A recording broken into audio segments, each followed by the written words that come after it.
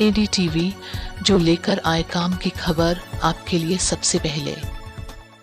PM Modi ने चक्रवात यास से प्रभावित राज्य के लिए वित्तीय सहायता की घोषणा की। पीड़ित परिजनों को मिलेगा मुआवजा। आइए इसको विस्तार से समझते हैं।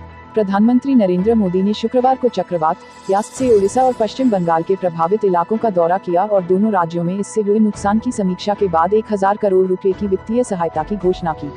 साथ ही उन्होंने इस चक्रवात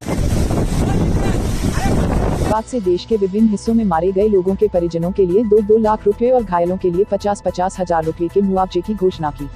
प्रधानमंत्री ने चक्रवात यास से प्रभावित उड़ीसा और पश्चिम बंगाल के इलाकों का शुक्रवार को दौरा किया और फिर दोनों राज्यों के मुख्यमंत्रियों और अधिकारियों के साथ समीक्षा बैठक करने के बाद वित्तीय सहायता की घोषणा की।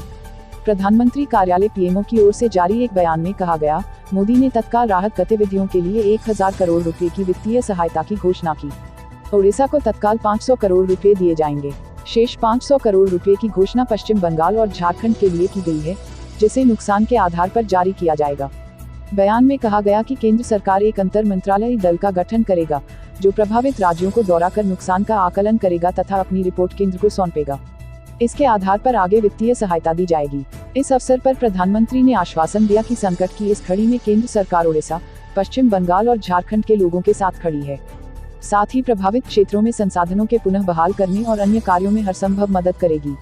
बयान के मुताबिक प्रधानमंत्री ने चक्रवात में अपनों को गंवाने व इससे प्रभावित होने वालों के प्रति संवेदना जताई और जान गंवाने वालों के परिजनों के लिए 2-2 लाख रुपए तथा घायलों के लिए 50-50 हजार रुपए का मुआवजा दिए जाने की घोषणा की।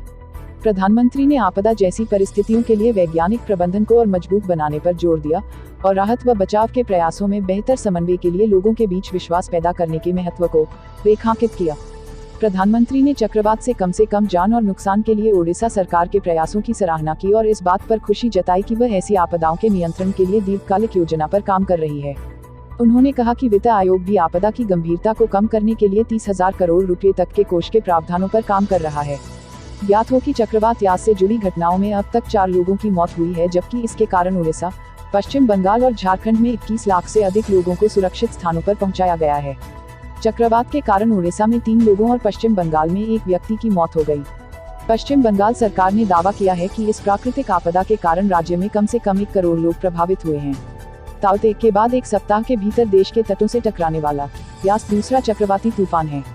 पश्चिम बंगाल की मुख्यमंत्री ममता बनर्जी ने राज्य में चक्रवाती तूफान यास से हुए नुकसान पर प्रधानमंत्री नरेंद्र मोदी को आज एक रिपोर्ट सौंपी और सबसे ज्यादा प्रभावित क्षेत्रों के पुनर्विकास के लिए 20,000 करोड़ रुपए के पैकेज की मांग की।